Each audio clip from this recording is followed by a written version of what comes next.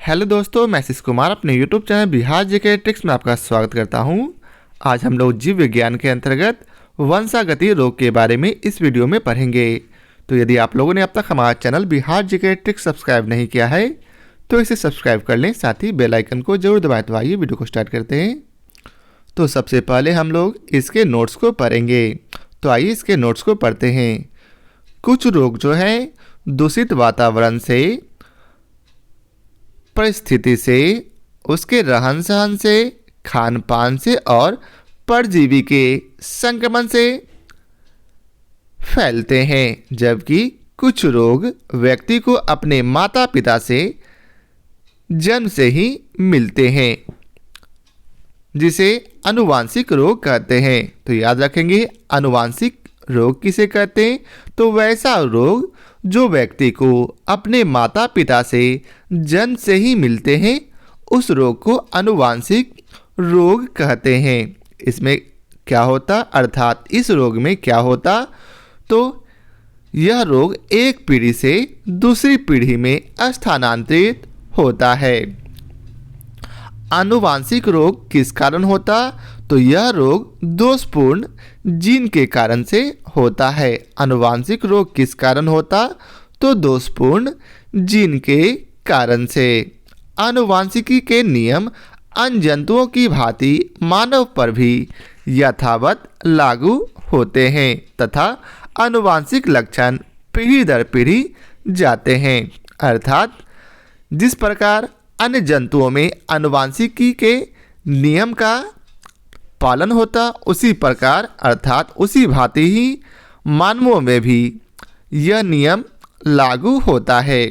आनुवांशिकी के लक्षण जो है पीढ़ी दर पीढ़ी जाते रहते हैं। जैसे कि मान लेते हैं, अगर किसी व्यक्ति को आनुवांशिक रोग हुआ तो वह लक्षण उसे, उसके बेटे को, उसके पोते को और आगे भी इसी क्रम में बढ़ता जाएगा, अर्थात पीढ़ी दर पीढ़ी बढ़ता जाएगा। अब आगे है रंजकहीनता, एल्केप्टोन्यूरिया, फेनिलकीटोन्यूरिया, आरएच तत्व आदि वंशागति मनुष्य में होने वाले कुछ महत्वपूर्ण जीनी व्यतिक्रम है। तो इसे याद रखेंगे, वंशागति मनुष्य में होने वाले कुछ महत्वपूर्ण जीनी व्यतिक्रम अर्थात जेनेटिक डिसऑर्डर कौन कौन है? तो रंजकहीनता, एल्केप्टोन्यूरिया, फेनिलकीटोन्यूरिया और आरएच तत्व आदि। आगे है down syndrome, Turner syndrome, Klinefelter syndrome आदि मानवों के गुणसूत्र संख्या की त्रुटियां को प्रदर्शित करता है। तो मानवों की गुणसूत्रों की त्रुटियों को कौन प्रदर्शित करता? तो down syndrome, Turner syndrome, Klinefelter syndrome आदि। आगे है फेनिलकीटोन में या फिर फेनिलकीटोन्यूरिया। ये दोनों जो है दोनों एक ही का नाम है, एक प्रकार का वंशागति रोग है, जिसमें अर्थात इस रोग में क्या होता, तो व्यक्ति के शरीर में फेनिल एलानिन को टायरोसिन नामक एमिनो अम्ल में बदलने वाले एंजाइम फेनिल एलानिन हाइड्रोक्सिलेज की कमी हो जाने से रुधिर में फेनिल एलानिन की वृद्धि हो जाती है। क्या होता? तो फेनिल एलानिन हाइड्रोक्सिलेज की कमी होने से क्या होगा? रुधिर में फेनिल एलानिन की वृद्धि हो जाती। कुछ अन्य प्रतिक्रियाओं द्वारा फेनिल एलानिन फेनिल पायरुविक अम्ल में बदल जाता है, जो मूत्र में निकलने लगता है। मुख्यतः तंत्रिका ऊतक में फेनिल एलानिन के जमाव से बच्चों में अल्प बुद्धिता अर्थात बुद्धि में कमी या फिर मानसिक जड़ता हो जाती है। आगे है मनुष्य में लैंगिक लक्षणों के जिन मुख्यतः लिंग गुणसूत्रों में होते हैं। तो यह याद रखेंगे कि मनुष्य में लैंगिक लक्षणों के गुण मुख्यतः कहाँ होते हैं? तो लिंग गुणसूत्रों में। किंतु लैंगिक लक्षणों के अतिरिक्त कुछ दैहिक लक्षणों के जीन भी लिंग गुणसूत्रों में उपस्थित हो सकते हैं, जिसे हम लोग लिंग सहलग्न गुण कहा जाता है तथा इसकी वंशागति को लिंग सहलग्न वंशागति कहते हैं। अब आगे है अधिरक्तस्राव या फिर हीमोफीलिया। यह एक आनुवांशिक लिंग संलग्न रोग है। इस रोग में क्या होता? तो इस रोग में चोट पर काफ़ी समय तक रुधिर में कुछ प्रोटीन्स की कमी के कारण थक्का नहीं जमता और रुधिर बराबर बहता रहता है, जिससे रक्त का स्कंदन नहीं होता। यह रोग प्रायः पुरुषों में ही पाया जाता है, जबकि स्त्री इस रोग की वाहक होती है। तो इसे विस्तार समझते हैं। हीमोफीलिया में क्या होता? तो इसमें चोट लगने पर इसमें आपको रुधिर नहीं जमता, जिसके कारण से रुधिर ज़्यादा से ज़्यादा बहने लगता और जिस कारण लोगों की मृत्यु होने की संभावना ज़्यादा होती यदि चोट ज़्यादा हो तो। यह रोग प्रायः पुरुषों में होता है, स्त्रियों में नहीं, जबकि स्त्री इस रोग का वाहक होती है, अर्थात एक कुल से दूसरी कुल ले जाने वाली होती है। हीमोफीलिया मनुष्यों में एक अप्रबल एक्स संलग्न वंशागति है। ध्यातव्य है कि पुरुषों में एक एक्स गुणसूत्र जबकि स्त्रियों में दो एक्स गुणसूत्र पाए जाते हैं। हीमोफीलिया को रक्तस्रावन रोग भी कहते हैं। तो रक्तस्रावन रोग किसे कहा जाता? तो हीमोफीलिया को। इसका प्रारंभ महारानी विक्टोरिया में हुआ माना जाता है, इसी कारण इसे शाही रोग भी कहा जाता। तो याद रखेंगे, शाही रोग से किसे जाना जाता? तो हीमोफीलिया को। किस कारण से? तो ऐसा माना जाता है कि यह रोग सबसे पहले महारानी विक्टोरिया को हुआ था, जिस कारण से इसे शाही रोग माना जाता है। अब हम लोग एल्केप्टोन्यूरिया के बारे में पढ़ेंगे। तो यह रोग एक वंशागति रोग है, जिसमें अर्थात इस रोग में होमोजेनेटिक अम्ल का विखंडन नहीं होता, अर्थात नहीं टूटता तथा रुधिर में इसकी मात्रा बढ़ जाती है। किसकी?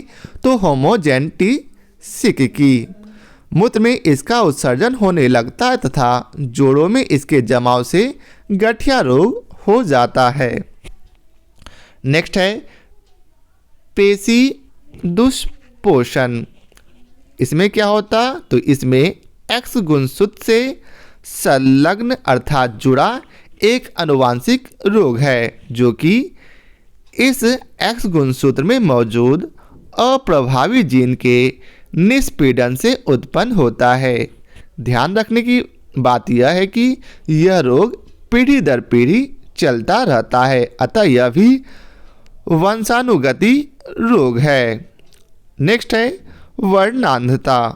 वर्णांधता को लाल हरा अंधापन या फिर डेल्टोनिज्म भी कहते हैं। वर्णांधता को और किस नाम से जानते हैं? तो लाल हरा अंधापन या फिर डेल्टोनिज्म। यह एक अप्रबल एक्स संलग्न वंशागति रोग है।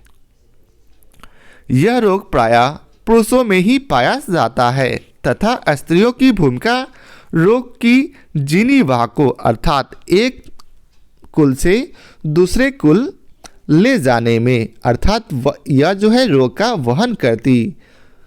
पुरुषों को इस रोग के जीन पिता से कभी नहीं मिल सकते, क्योंकि पिता का केवल अकेला एक्स गुणसूत्र सदैव पुत्रियों में पाया जाता है। हालांकि पुत्रियों से ये जीन दूसरी पीढ़ी के पुत्रों अर्थात नातियों में जाते हैं।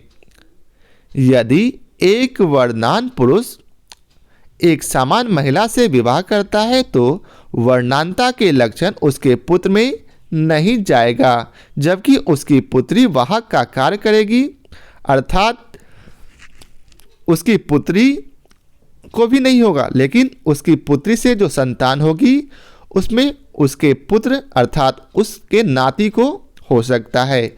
अगली पीढ़ी में यह वाहक पुत्री यदि समान पुरुष से विवाह करती है तो उसके पुत्रों में वर्णांता की संभावना 50%, जबकि पुत्रियों में वाहक होने की संभावना 50% होगी। यदि वाहक पुत्रियां किसी वर्णांत पुरुष से विवाह करती है तो उसके पुत्रों के वर्णांत होने की संभावना 50% तथा पुत्रियां या तो वर्णांत या फिर वाहक होगी। नेक्स्ट है थैलेसीमिया। तो आइए चलिए जानते हैं थैलेसीमिया के बारे में। तो यह जीनी व्यतिक्रमों का एक समूह है। इस रोग के शरीर में अर्थात इस रोगी के शरीर में हीमोग्लोबिन के संश्लेषण की क्षमता नहीं होती। संश्लेषण अर्थात इसमें हीमोग्लोबिन नहीं बन पाता। यह विशेष रोग दो प्रकार का यथा अल्फा थैलेसीमिया तथा बीटा थैलेसीमिया होता है। इसमें रोगी के शरीर में अत्यधिक अरक्तता उत्पन्न हो जाने से अतिरिक्त रुधिर की आवश्यकता पड़ती है। थैलेसीमिया बच्चों को माता पिता से आनुवांशिकता के तौर पर मिलने वाला जन्मजात रक्त रोग है। अब आगे है डाउन सिंड्रोम, टर्नर सिंड्रोम व क्लाइनफेल्टर सिंड्रोम एक आनुवांशिक विकार है अर्थात जेनेटिक डिसऑर्डर है जो कि मनुष्यों में गुणसूत्रों की संख्या में परिवर्तन के कारण होता है। डाउन सिंड्रोम में 21वीं जड़ों के गुणसूत्रों 2 के बजाय 3 होते हैं।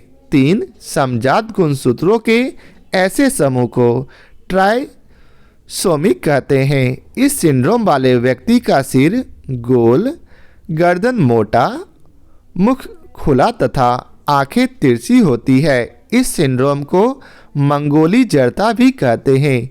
इस सिंड्रोम से प्रभावित पुरुष नपुंसक होते हैं।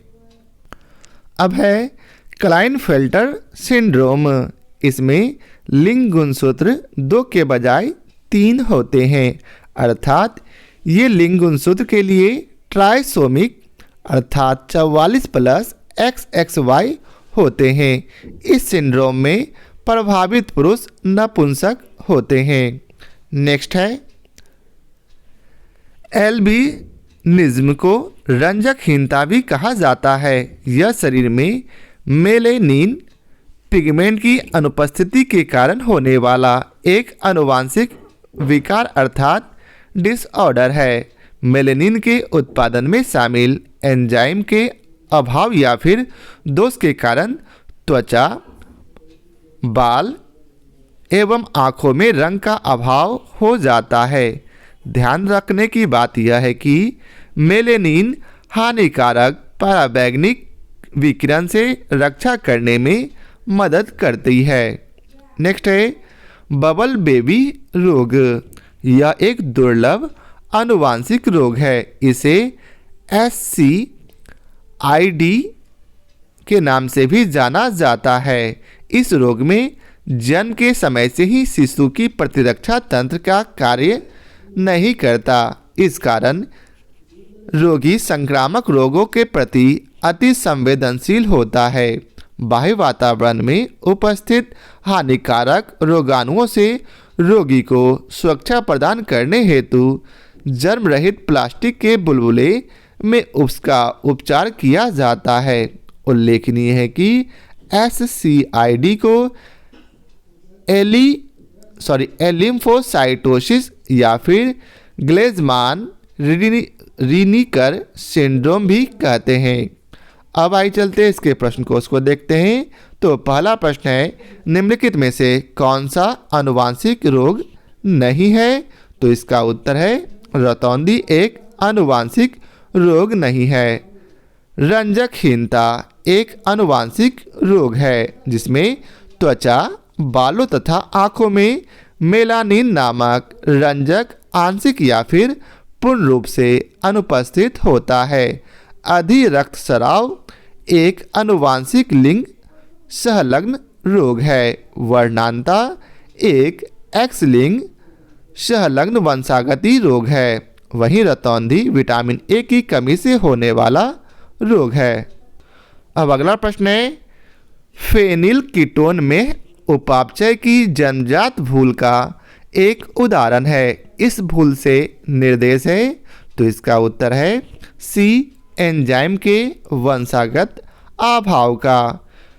फेनिल कीटोन में जीनी व्यतिक्रमों की वंशागति एक रोग है जिसमें फेनिल एलैनिन हाइड्रोक्सीलेज नामक एंजाइम की कमी हो जाने से रुधिर में फेनिल एलैनिन की वृद्धि हो जाती है तथा कुछ अन्य प्रतिक्रियाओं द्वारा फेनिल एलैनिन फेनिल पायरुविक अम्ल में बदल जाता है जो मूत्र में निकलने लगता है।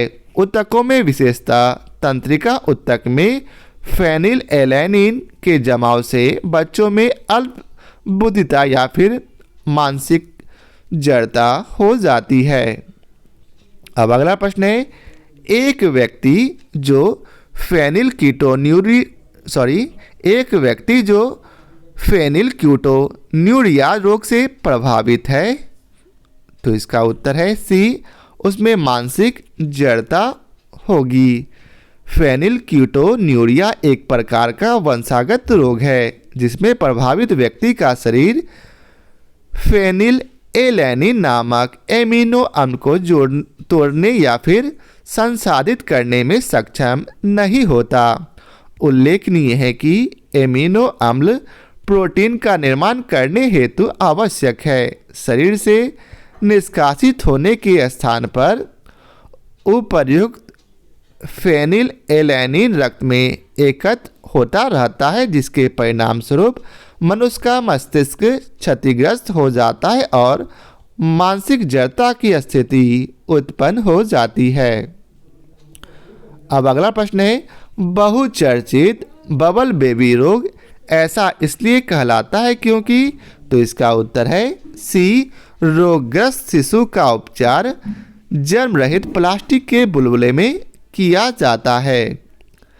बबल बेबी रोग एक दुर्लभ आनुवांशिक रोग है। इसे SCID के नाम से भी जाना जाता है।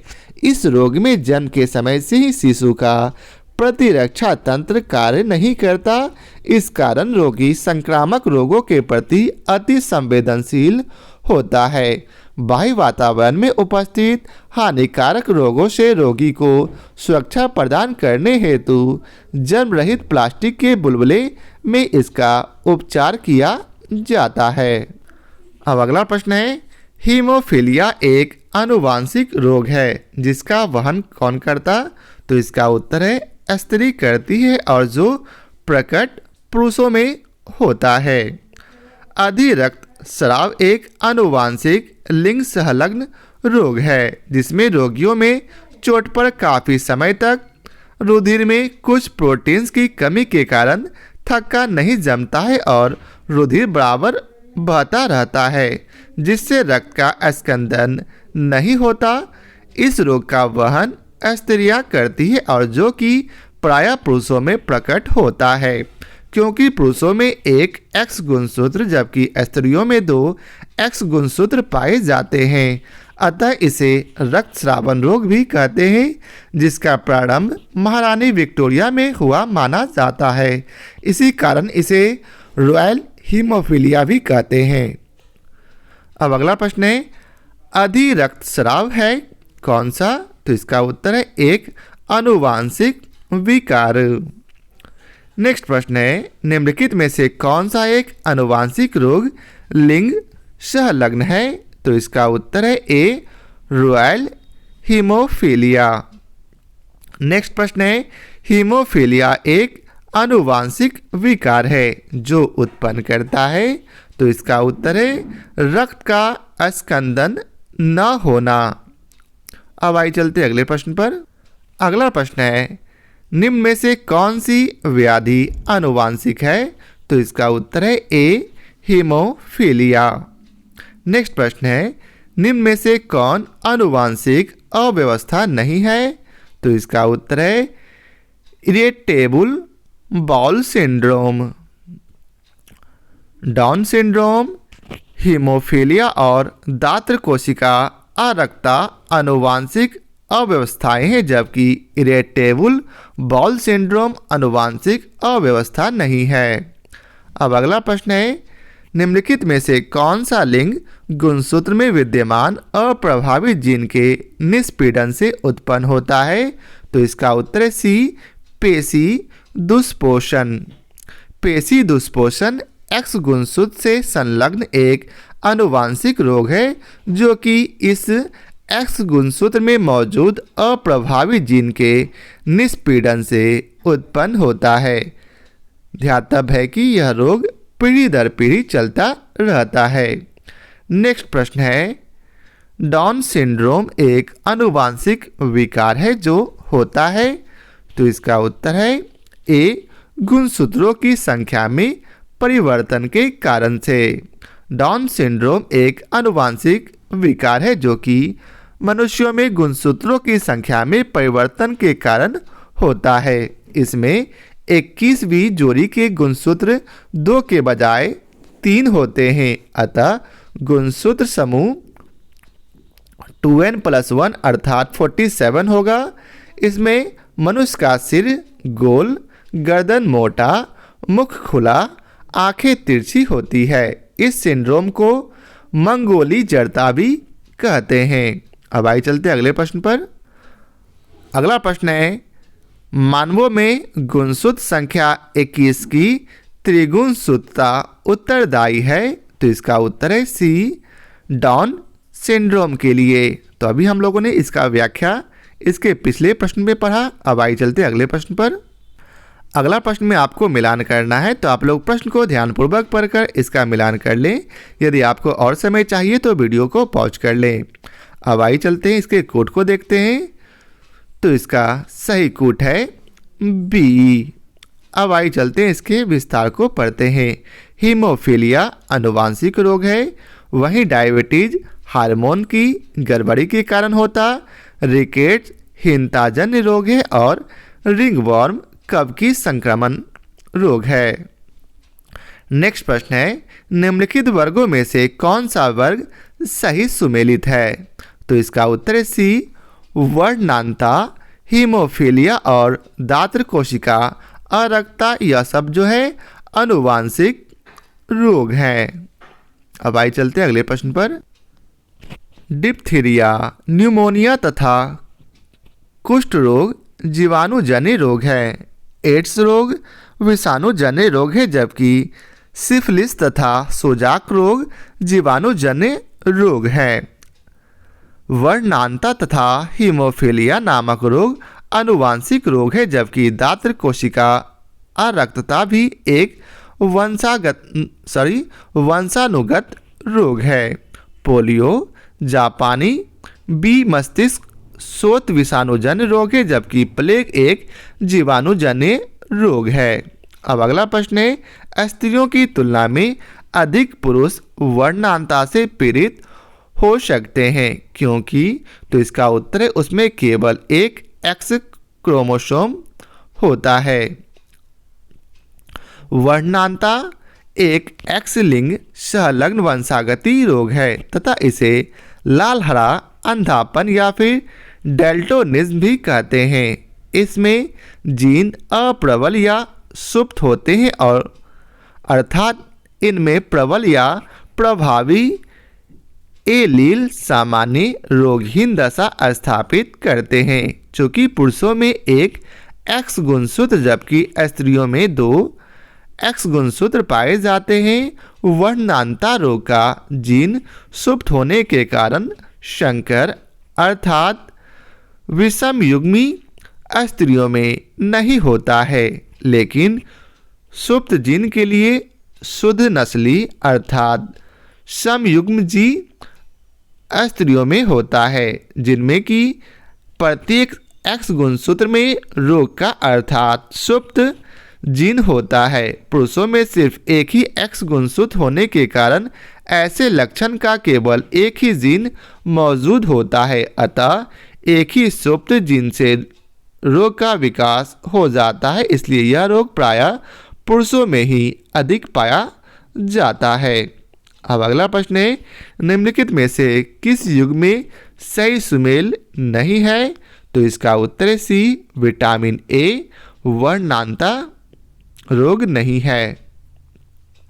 वर्णांता एक एक्स लिंग संलग्न वंशागति रोग है तथा इसे लाल, हरा अंधापन या फिर डेल्टोनिज्म भी कहते हैं। वर्णांता विटामिन ए की कमी से नहीं होता, अर्थात विकल्प सी में किया गया युग्म सही सुमेलित नहीं है। अब अगला प्रश्न है, एक वर्णांत पुरुष एक समान महिला से विवाह करता है, वर्णांता के लक्षण उत्पन्न होंगे उनमें, तो पुत्रियों के पुत्र में। अब अगला प्रश्न है, आनुवांशिक विकारों के संदर्भ में निम्नलिखित पर विचार कीजिए। एक महिला वर्णांध है पर उसका पति वर्णांध नहीं है। इनके एक पुत्र और एक पुत्री है। इस संदर्भ में निम्नलिखित में से कौन सी एक कथन के सही होने की संभावना सर्वाधिक है?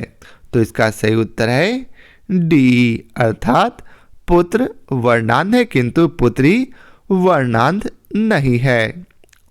अब अगला प्रश्न है, एक वर्णांध पुरुष का विवाह एक समान स्त्री से होता है जिसके माता पिता की दृष्टि भी समान थी। उनके बच्चों की निम्नलिखित में से कितने प्रतिशत की वर्णांता होने की संभावना है?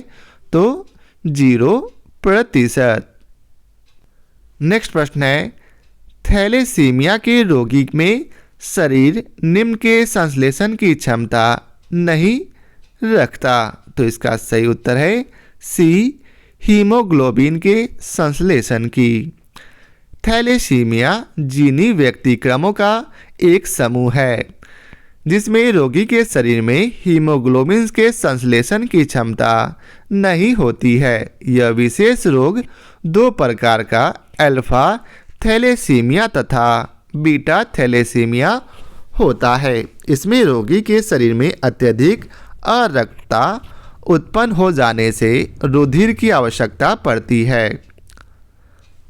अब अगला प्रश्न है, थैलेसीमिया एक आनुवांशिक रोग है जिससे प्रभावित होता है तो रक्त। थैलेसीमिया आनुवांशिक विकारों का एक समूह है जिसमें रोगी के शरीर में हीमोग्लोबिन के संश्लेषण की क्षमता नहीं होती है। यह विशेष रोग दो प्रकार का, एक अल्फा थैलेसीमिया तथा दूसरा बीटा थैलेसीमिया होता है। इसमें रोगी के शरीर में लाल रक्त कोशिकाओं का अत्यधिक मात्रा में क्षय होने लगता है जिससे उसमें अरक्तता उत्पन्न हो जाती है। अब अगला प्रश्न है, थैलेसीमिया एक वंशानुगत बीमारी है जो कि निम्नलिखित को प्रभावित करती है। तो इसका उत्तर है ए, खून को। थैलेसीमिया बच्चों को माता पिता से आनुवांशिकता के तौर पर मिलने वाला जन्मजात रक्त रोग है। तो यह था आज के वीडियो का आखिरी प्रश्न।